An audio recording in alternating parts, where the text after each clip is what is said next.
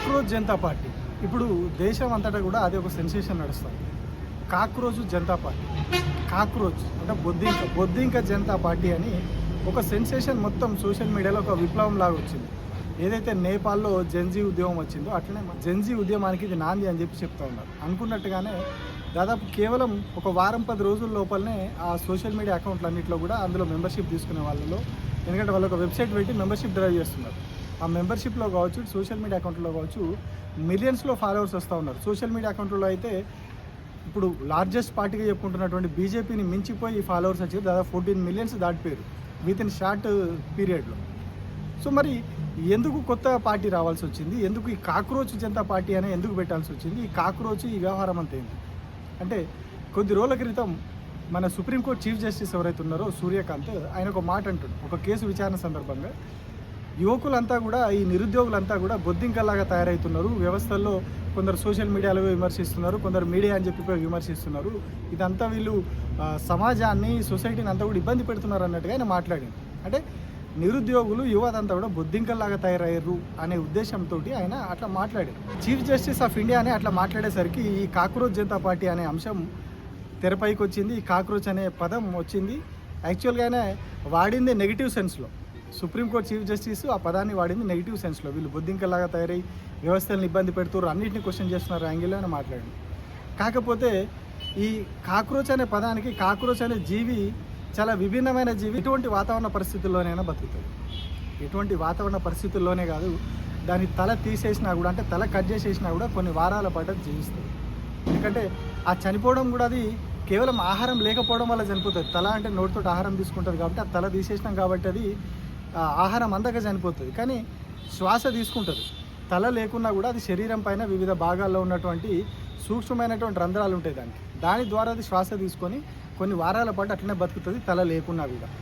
ఎట్లాంటి వాతావరణ పరిస్థితి అయినా, ఎండ అయినా, వాన అయినా, చలి ప్రాంతం అయినా, ఏ పరిస్థితుల్లో అయినా అది మనగలుగుతుంది, జీవించగలుగుతుంది, వేగంగా పారిపోగలుగుతుంది. ఇవన్నీ దాని స్పెషాలిటీస్. దాన్ని మనం వాటర్లో వేసినా కూడా, అంటే కంప్లీట్గా శ్వాస ఆడకుండా వేసి చంపాలని చెప్పి వాటర్లో వేసినా కూడా, వాటర్లో దాదాపు అరగంట పాటు అది శ్వాసను ఆపుకొని బతకగలుగుతుంది. అరగంట తర్వాత అయినా సరే మళ్ళీ బయటికి రాగలుగుతుంది.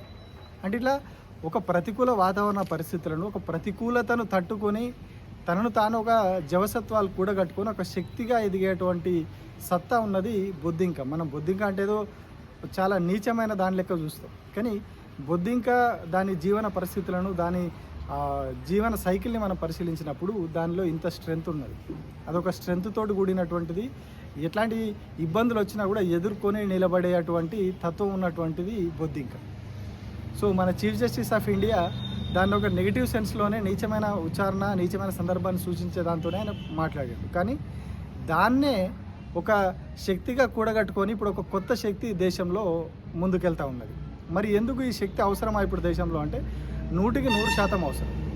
వాళ్ళు చెప్తున్నటువంటి ఎజెండా, వాళ్ళు చెప్తున్నది కూడా ఏవైతే ఇప్పుడున్నటువంటి సాంప్రదాయ రాజకీయాలు ఏవైతే వచ్చినాయో, రొడ్డకొట్టుడు రాజకీయాలు ఏవైతే నడుస్తున్నాయో, మతం పేరుతోని, కులం పేరుతోటి, ఫ్రీ బీస్ పేరుతోని, విఐపి కల్చర్, ఇవన్నీ ఏవైతే నడుస్తున్నాయో వీటన్నిటికీ భిన్నంగా మేము ఒక కొత్త రాజకీయ శక్తిగా, ఒక కొత్త ప్రపంచాన్ని సృష్టించే దిశగా దీన్ని ప్రారంభించిన వాళ్ళు చెప్తా ఉన్నారు.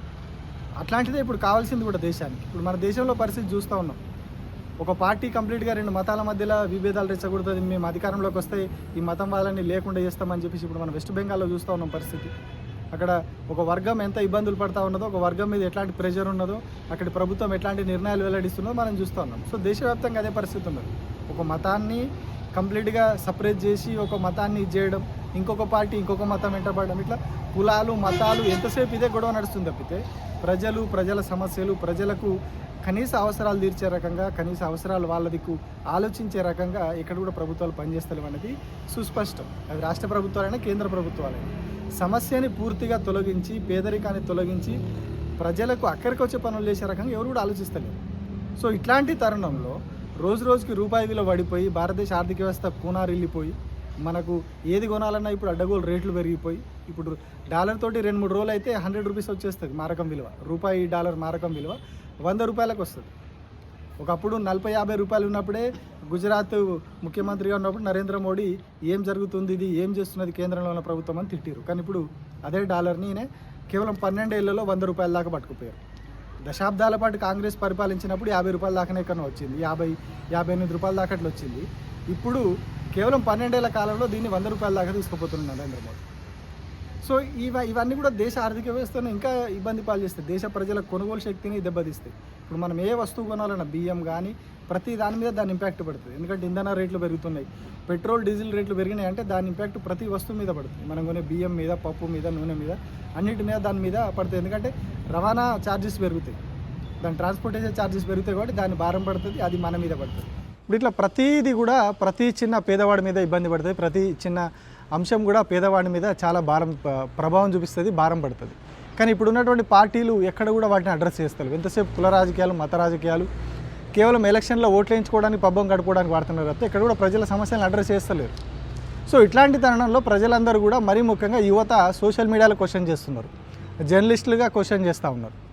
సో ఇవన్నీ కూడా ప్రభుత్వాలకు రుచించడం లేదు, ప్రభుత్వాలకు ఇవన్నీ కూడా ఇబ్బందికరంగా మారినాయి. వీళ్ళు మమ్మల్ని క్వశ్చన్ చేస్తున్నారు, మమ్మల్ని ప్రశ్నిస్తున్నారు. ఎందుకంటే ప్రశ్నించినప్పుడు వాళ్ళ తప్పు బయటపడుతుంది, ప్రజలు ప్రశ్నిస్తేనే ప్రభుత్వాలు చేసిన తప్పులు బయటకు వస్తాయి, ప్రభుత్వాలు చక్కగా అవుతాయి.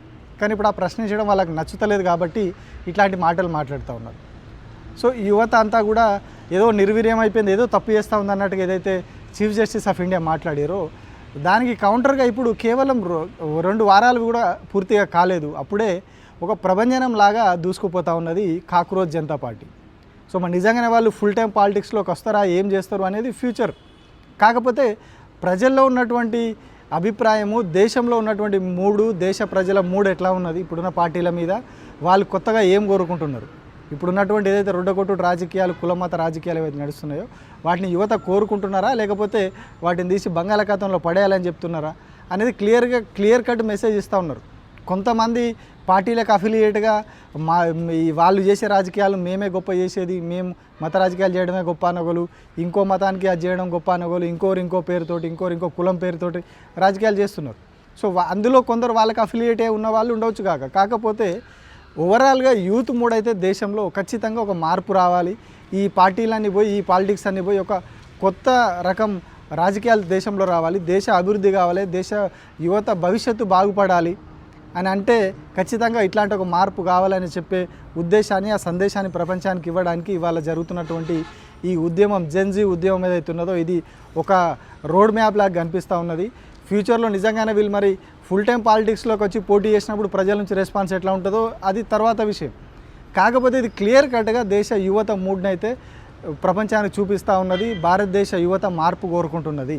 ఈ రొడ్డకొట్టుడు రాజకీయాలు వద్దు మాకు, ఈ విఐపి కల్చరు, ఈ భజన కల్చరు ఇదంతా వద్దు, మాకు మార్పు కావాలి, యువతకు ఉద్యోగాలు కావాలి, ఉపాధి కావాలి, ప్రజాస్వామ్యం పరిరక్షించబడాలి, రాజ్యాంగం పరిరక్షించబడాలి, ఇవి జరగాల్సినవని చెప్పి వాళ్ళందరూ చెప్తా ఉన్నారు. సో అది ఇంకా అద్భుతంగా ఇంప్లిమెంటేషన్లోకి రావాలి, అద్భుతంగా ఈ దేశ రాజకీయాలను మార్చి దేశ యువత భవిష్యత్తుకి ఇంకా అద్భుతంగా ఉపయోగపడాలని మనందరం కూడా కోరుకుందాం. Thank you.